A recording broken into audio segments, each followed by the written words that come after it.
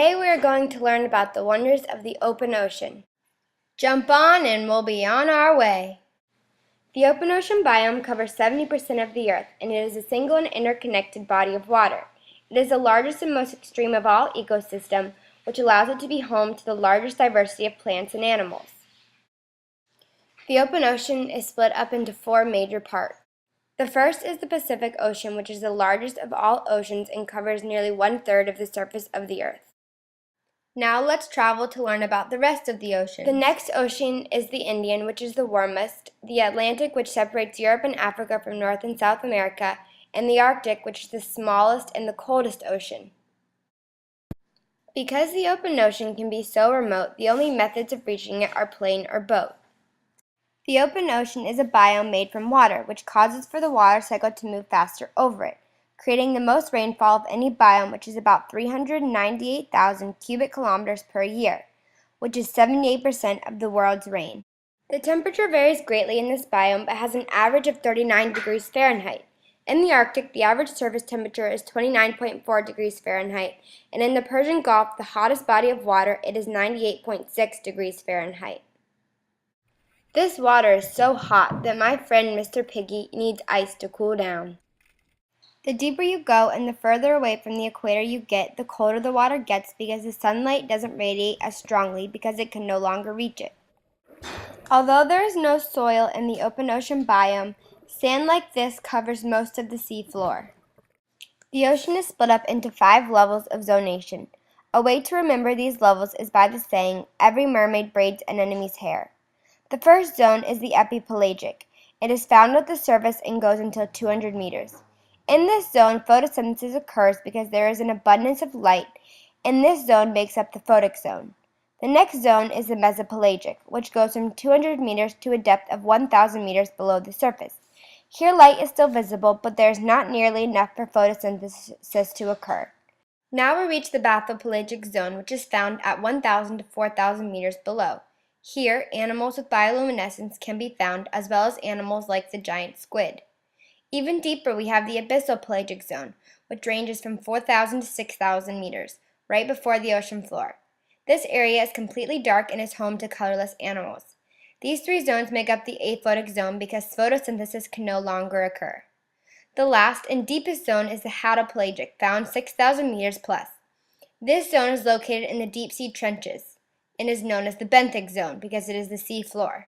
Although the open ocean is very beautiful, many of the plants and animals have to deal with limiting factors. The first limiting factor is light. Light penetrates deeper in clear open ocean than it does in turbid coastal water, and confines productivity to the upper photic zone. Temperature affects productivity and survival because many organisms like coral cannot survive in cool water. Salinity. The average salinity of an ocean is measured with a refractometer and is about 35 parts per thousand. Many organisms cannot adjust to large changes in salinity, making it a limiting factor. As in any ecosystem, without the producers, there is no food web. In the photic zone, the primary producers are phytoplankton, algae, and seaweed. In the aphotic and benthic zones, where photosynthesis can no longer occur, the organisms were forced to get creative and find another way to produce energy. The tube worm, which can be found at hydrothermal vents on the bottom of the ocean, uses a process called chemosynthesis.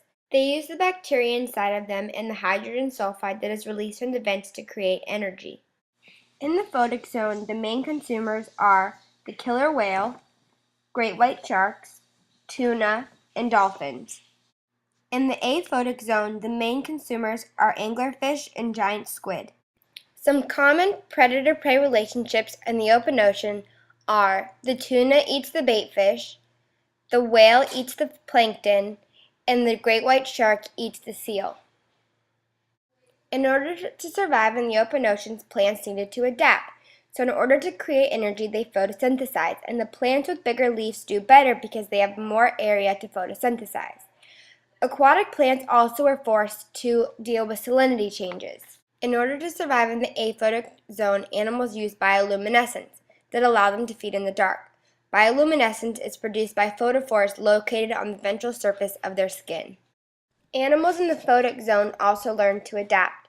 Whales have a thick layer of blubber to help regulate their body temperature in the cold parts of the open ocean.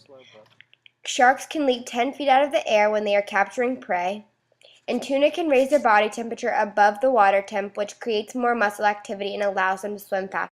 40% of the world's oceans have been heavily affected by human activities like overfishing, polluting, oil spills, and the releasing of non-native species. A great example of this is the lionfish. The lionfish is a non-native invasive species that is destroying the native species on coral reefs. They were brought over into the ballast water of some ships and were introduced into the aquarium trade and then released into the ocean. They have no natural predators, which means they are thriving in the warm tropical waters of the Caribbean and tropical oceans. Since the species has no predators and has poisonous spines, there is no way of controlling it. The only methods that have been implemented to try and curb the increase of this nasty species is holding lionfish killing tournaments and teaching the locals how to safely spear and clean this nasty species. Humans are constantly dumping pollutants and garbage into the oceans, and because of this, the ocean is becoming more and more littered with harmful plastics, fishing lines, and chemicals and fertilizers. The effects this littering is having on marine life is devastating. Animals are becoming trapped in bottle wrappers, they are eating fishing line, and the chemicals are causing the water to become toxic and unlivable. As seen here, once the bottles and trash enter the ocean, they just float around with the current and are pushed all over the world. Plastic makes up about 90% of all trash floating on the surface of the ocean, and because of this, each year 100,000 sea animals are killed. What's even more sad than this is all sea turtle species and an expanding list of fish have been recorded with plastic in or around their bodies. Every time someone chooses to fertilize their land, it will most likely run into the ocean and cause an altering of the natural conditions. Although humans are causing this problem, there are some who are also trying to stop it by bringing knowledge to the public and educating them about ways they as individuals can help. If you think about it, most humans use plastic water bottles on a daily basis. If each human gets a reusable one, think of how many less plastic bottles will be released into the ocean. Pollution doesn't originate in the ocean, so if it can be stopped on land, it will never even reach the ocean.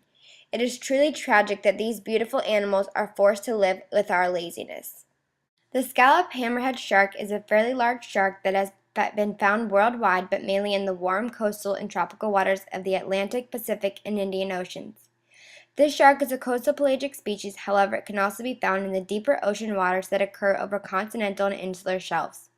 The species has not only been found inshore, but also offshore up to depths of around 1,000 meters.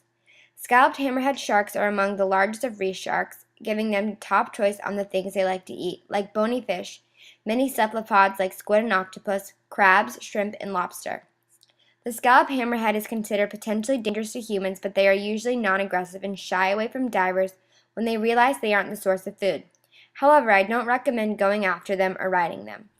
The scallop hammerhead sharks have become the first species of shark to be protected by the U.S. Endangered Species Act, and as of 2008 it was listed as endangered under the IUCN Red List of Threatened Species. The scalloped hammerhead sometimes group together in schools of sometimes over 100. Although researchers do not know why they do this, they do know that the areas where the sharks once grouped have been mostly depleted. This active schooling causes them to be a floating target for longliners and gill netters. These types of sharks are found in shallow waters, making them an easy catch for gill netters and fishermen. They are also found offshore, which make them an easy target for longliners. Unfortunately, even the pups of this species have to suffer because they also spend the first part of their life in waters infiltrated by ruthless netters. This shark has fallen victim to intentional catch by poachers and unintentional bycatch by commercial fishermen who are trying to catch other things. Their coastal and offshore lifestyle alone makes them vulnerable to extinction. This species is highly prized for the size of their large fin and for their flesh and meat. However, the demand for fins greatly outweigh the demand for meat, which causes many hammerheads to be a victim of an act called finning. Finning means the shark is caught for its fin. The fin is removed, and then the rest of the shark is left to float to the bottom. The reason this fin is so highly valued is because of its size, and that it is considered a delicacy in many countries, one fin selling for around $100 a pound. In some cases, the whole shark will be used and the meat will be sold fresh, smoked, dried, and sometimes frozen. There are several regional efforts in place to try to recover the scallop hammerhead shark's population, but one of the biggest problems is there is not an international agreement on how to do this. The European Union tried to put into place fishing quotas and banning retention of the shark, but this was rejected by the Indian Ocean Tuna Commission.